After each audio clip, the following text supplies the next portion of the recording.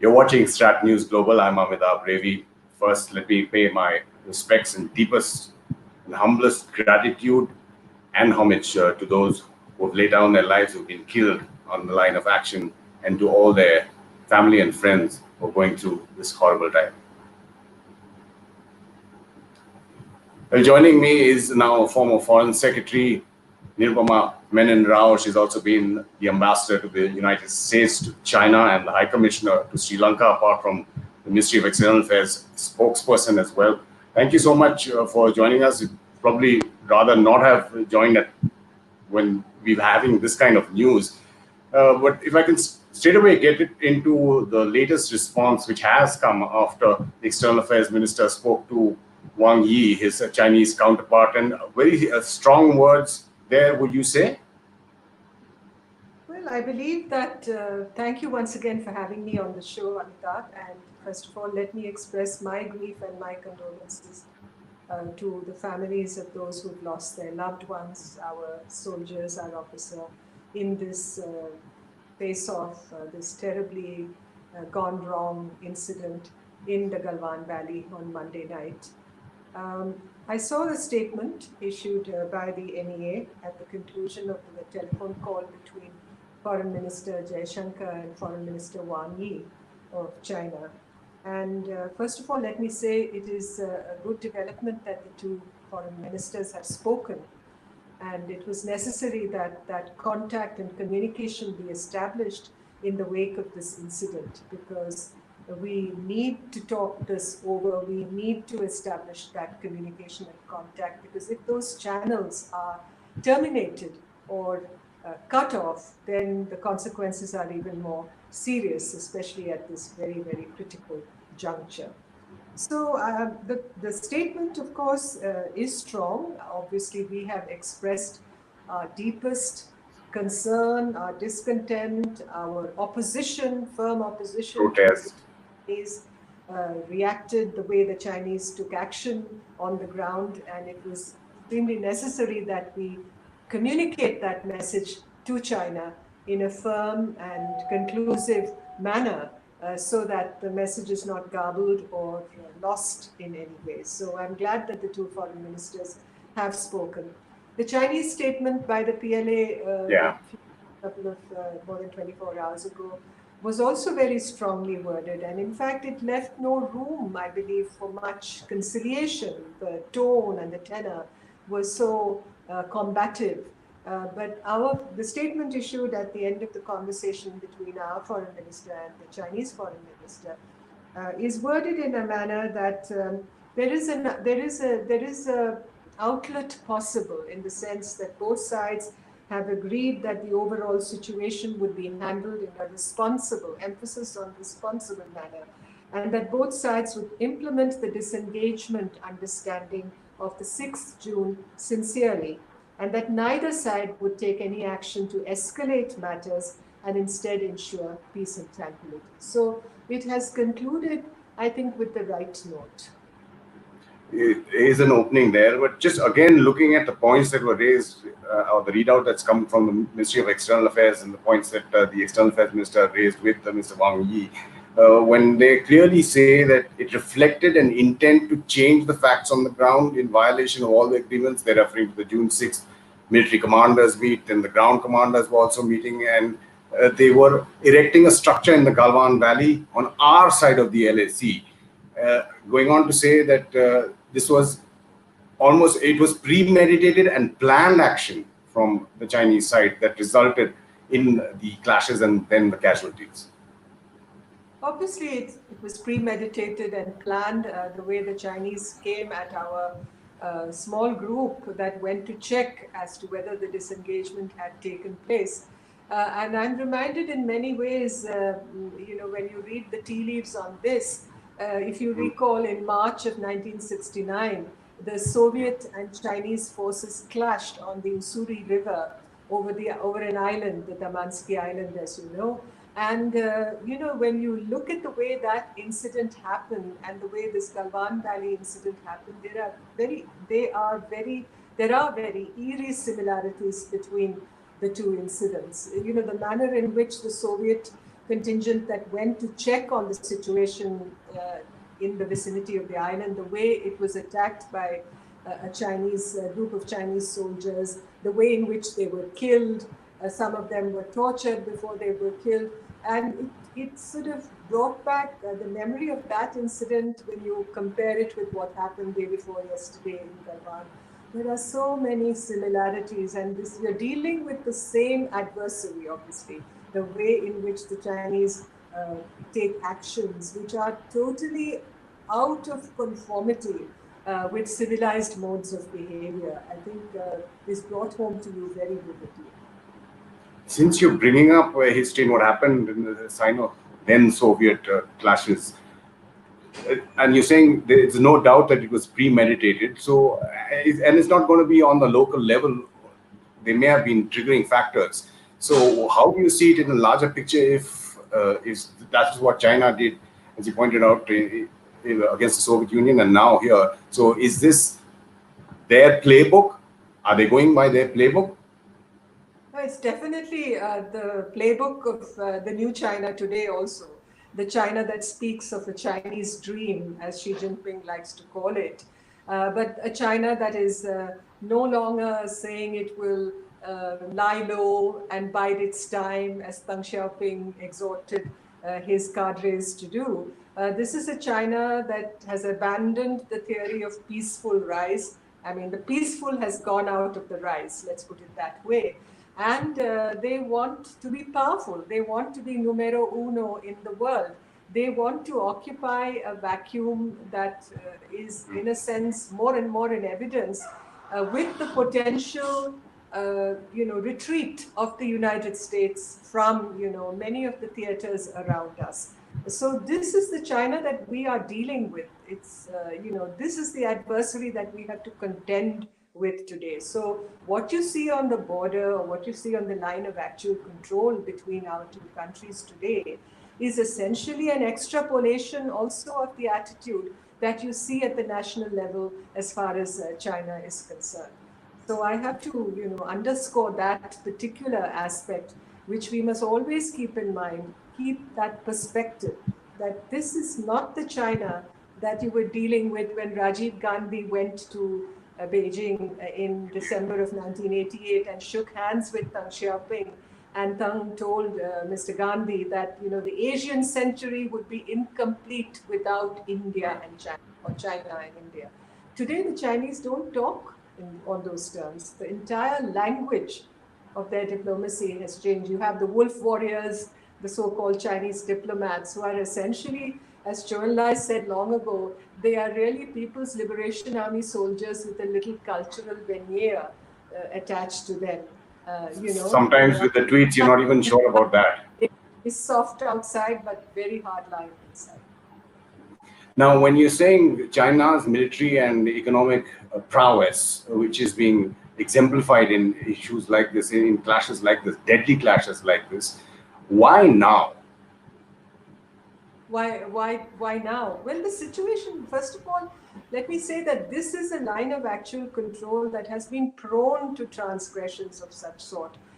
You've seen action of this nature where either side has accused the other of transgression. Many pockets along the line of actual control, all along the so-called the border areas, let's say, between India and China. So there's a history of such action in the past, but it has never got out of hand for the last 45 years. Even on the Dolam Plateau, we had a standoff that lasted for more than 70 days. Incidentally, yesterday, June 16th, was the third year anniversary of the beginning of the Dolam problem, as you know. But we managed to maintain a regimen of peace along these areas. We had protocols, we call them mechanisms in place, border peace and tranquility agreements that maintained the peace and tranquility in these areas. There'd never been a face-off of this nature. Some people say not a single shot was fired, which is a fact. We didn't have that kind of altercation, or violent altercation leading to bloodshed, loss of lives. But what happened day before yesterday, I mean, it chills you to the bone, literally, because, the loss of lives, the manner in which the lives were lost, I mean, it far outscales, let me say, in proportion, even what happened before 1962, in the lead up to 1962. In October 1959, you had the Konkala incident. October 20th, 1959. In fact, it is commemorated as Police Day, Indian Police Day, in fact, in this country. So when we lost 9 lives at Konkala. 3 people went to see what the Chinese were doing. The Secy people went from there day before yesterday. They went to the Konkala Pass and they were accosted by the Chinese and taken prisoner. Nobody was killed. They were taken prisoner. And then when more reinforcements came, that's when the firing started, and 9 people lost their lives. 1 Chinese and 9 of our policemen lost their lives. So even Konkala, which is in many ways is considered as a turning point in India-China relations before 1962, it kind of just aggravated the situation, it raised the temperature, it caused a great deal of consternation in parliament, within the media, among Indian people. And this incident far outscales that, which is why it's so worrisome. In a sense, whatever we did between India and China, forget the informal summits, but going back to 1988 onwards, was in a sense buried in the Galwan Valley day before yesterday. You've used that tweet, bad moon rising in India-China relations, and we've pinched that, so to speak, to put it as our title for this discussion as well. But as you pointed out at the beginning of this chat, there is an opening that has been left, but with emotions so high, we've seen what's happening, and yes, the media, of course, plays a part in that as well.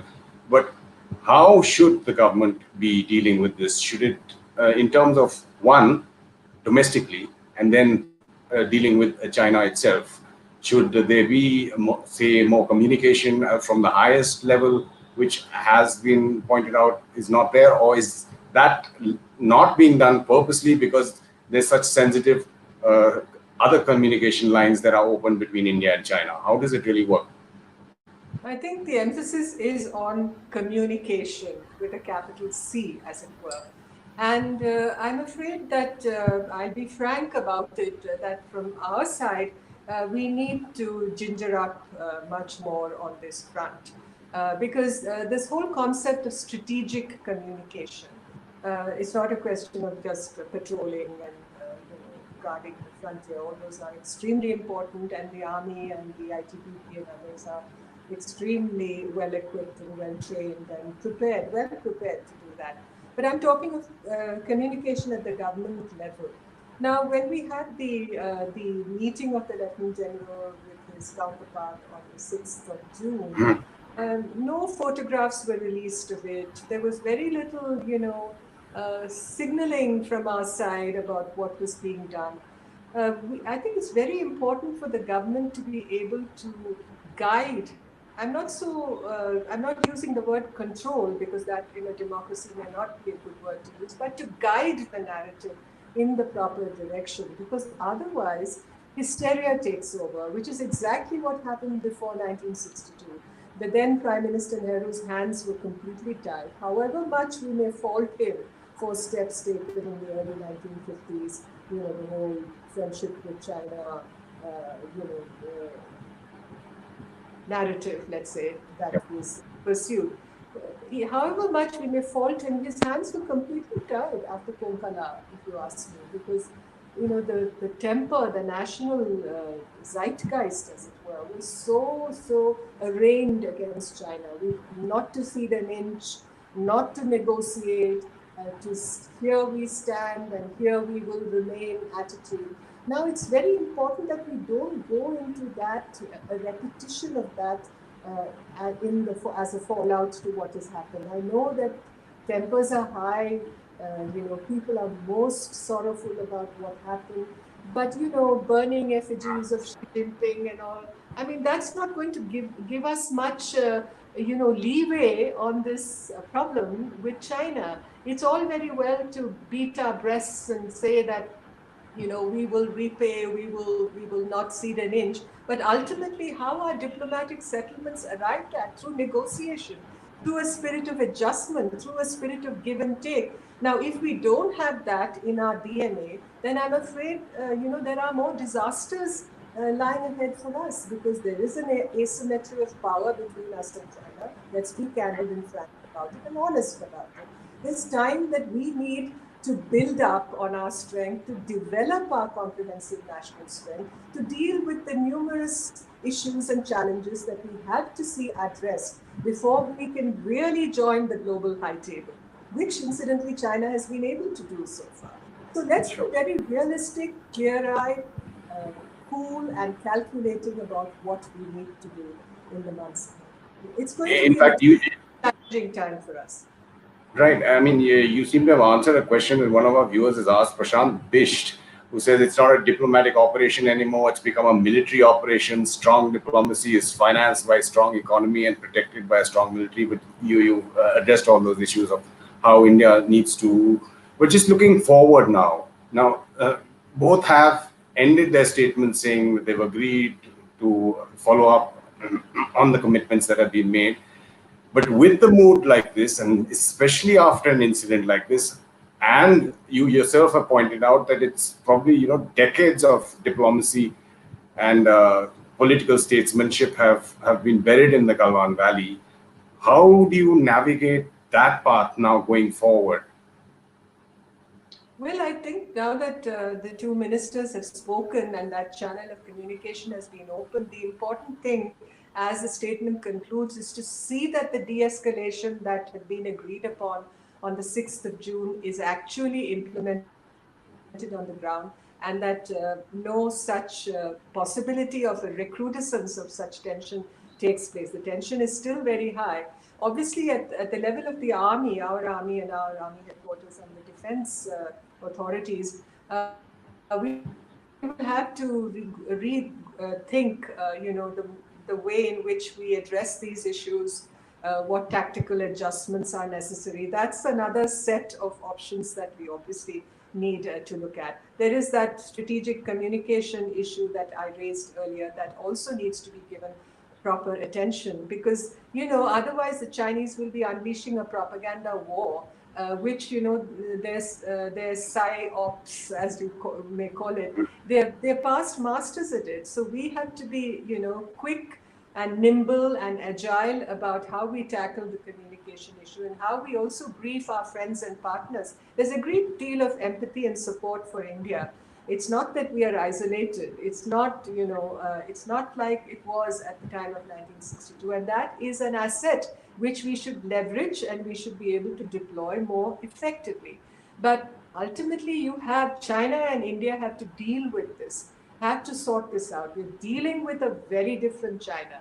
And obviously, as you negotiate and as you try and sort this problem out, you also have to understand that you must pay attention to the other relationships, the other, partnerships that you have built up with the United States, with the Indo-Pacific countries, because that is the arena of the greatest, going to be the arena of the greatest competition. And when you're talking about, say, briefing our partners, talking to our partners, the various options, apart from diplomatic options that will, of course, be on the table, will be military options, and anything that the Indian establishment, the military onwards, the advice that they have given, say, to the government and the options that they have in terms of what they can do in reaction. We seem to have lost the former Foreign Secretary's connection, then Nirupama Menon Rao. We'll just try and get her back there. But she was talking about how there is a need for both strategic communication and for domestically, that is, that the government should be able to at least follow up on its narrative in terms of the policy that it's trying to follow. And Ms. Rao was also trying to point out that she thinks that our partners and various countries across the world, including, say, the US, and we've seen how the strategic depth that India is trying to project has worked out in various manifestations. We have you back, ma'am. We lost you for a fraction of second or so there. Just on the point that you were trying to bring out in terms of India, it's not that India is isolated, that India doesn't have support. Apart from the options, and of course, this is not the forum to discuss military options, because I mean, at least I wouldn't be privy to what is there. There would definitely be options that would be presented in any future action or reaction from that side. But the larger question now, we've seen what's happening with the US and China, and that is some kind of the leverage that you were talking about. Is that something that you were referring to? Are you also talking about, say, the other middle power countries? You've seen what happened with Scott Morrison, with Australia. Japan is a key partner of France in the Indian Ocean, in parts of the Indian Ocean. The G7 is there's a proposal to make the G11. You're talking about all these in totality? Yeah, absolutely. I'm thinking of the fact that all across the board, people are, countries, governments, leaders are concerned about China. I'm not just talking of President Trump's reaction to China. It's not just, his own approach, which of course dovetails very well within the US realization that competition has come to stay in the relationship between the US and China. But as I said, as far as the other countries are concerned, you mentioned Australia, there's Japan, there's Vietnam, there are many Southeast Asian countries which are relatively, they take a low profile and they don't speak out very much against China, but there are latent concerns even there. And then there is Europe. We don't talk too much about Europe, but the European community recently labeled China as a systemic rival. So this is the ambiance in which, all this, the setting in which all this has taken place. And we should be able to take the strategic advantage of this in order to build those coalitions. I'm not saying we need people to fight our battles for us, not really, Sure. but there is a global stage on which, the Chinese have to learn what their behavior entails and what their new aggressiveness brings to the global table. It violates rules of conduct. It violates codes of behavior. It goes against the grain of international law. I mean, I'm not just talking of the India-China situation, but look at the South China Sea, look at the disputes, look at the way they've built those artificial islands and even set up missile bases there. So this certainly is not the international order, particularly in a post-COVID-19 situation that we want to see. We don't want this kind of anomie, this chaos, this instability, this, it can't be the law of the jungle, which the Chinese seem to be propagating. You started off this discussion by saying that the Chinese had taken out the peaceful from peaceful rise. And you pointed out so many instances across the globe. It's not just India there. But with your depth of knowledge of the Chinese, and the Chinese do that so well in terms of knowing their adversary, why now, when it seems that there's so many fronts that are being opened? COVID itself has not, nobody's come out of that.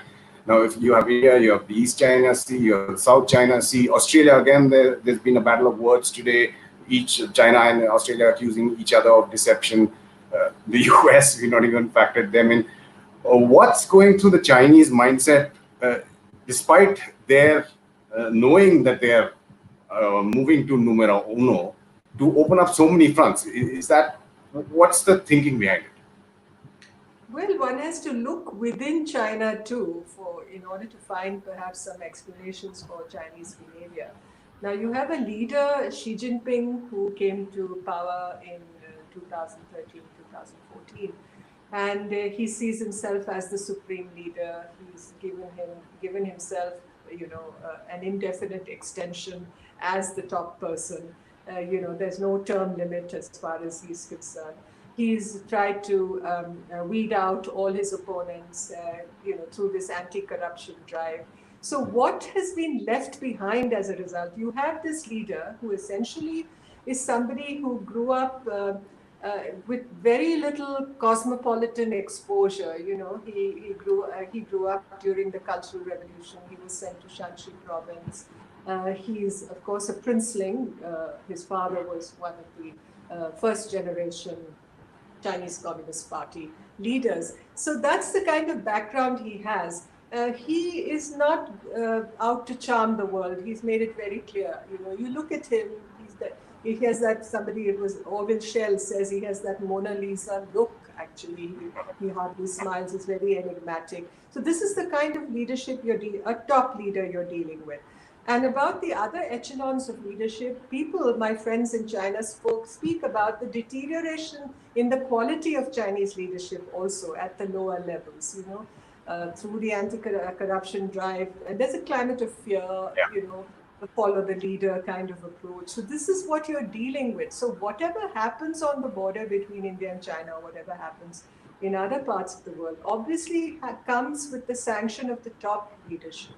It's not just, some local level commander, or there may be a local level commander who wants to please the top leadership and takes a certain time, as may have happened here. Because it's been said that the commander of the Western Theatre Command, the Chinese General Zhao Qi, who leads it, is somebody who had served in Tibet for 20 years and who's now also a member of the Central Committee of the party. He has, ambitions, highly ambitious, sets his sights on perhaps even ultimately an elevation to the CMC, the Central Military Commission. We don't know. Everything is so opaque in the Chinese. But you're dealing with this kind of... And since you brought up Tibet, I just wanted to ask on India's policy. Now that we are in a situation like this, what do we do? Is there any change that is required? Tibet, Xinjiang, the Uyghurs, Hong Kong, not much said there from the Indian government or the MEA as well in terms of, a worldwide voice, or Taiwan. Those also issues that have to be more vocalized, or even if not vocalized publicly, at least worked on? I don't think we can have any frontal sort of changes like that. We have to move with circumspection and with due deliberation, I believe, on these issues. Now, on Tibet, I mean, we gave away, our case on Tibet in the early 1950s, and since then, for some years, even after 1988, the Chinese would insist that we put in every joint communique or joint statement our position on Tibet, that it's an autonomous region of China. And in fact, in 2003, we were saying it's a part of China. So that's where we are coming from now. But I think the whole question of Tibet is likely to acquire front and center when, the question of the next Dalai Lama comes. Correct. Still don't know when that, and I wish the 14th, His Holiness, of course, a long and healthy life. But what happens then? But we should be prepared. We are not a very risk-taking establishment when it comes to, I think, foreign policy. I mean, we haven't really, for instance, spoken out on Hong Kong. We're a democracy. We should be proud of our democratic values, our constitutional ideals, and our embrace of diversity, which is really the idea of India. So India as a leading power, which is how we describe ourselves, we should be able to speak out a little more on these issues. If we see a violation of human rights in countries like Hong Kong, if freedom of expression is suppressed, for instance, on Taiwan, we should be able to inject a little more content and substance into our relationship with Taiwan. Why not? It's not a question of abandoning the one China policy, but still to be able to have some leverage on these issues. So I hope that we'll be able to, it's not just a question of, the national mood now is to show muscle and to sock it to them. That's all very well, but I think there are other ways also to express our considered position and our very integral beliefs on these issues. Former Secretary Nirupama Menon Rao, Ambassador Rao, thank you so much. It was an absolute pleasure talking to you. Thank you, Amitabh.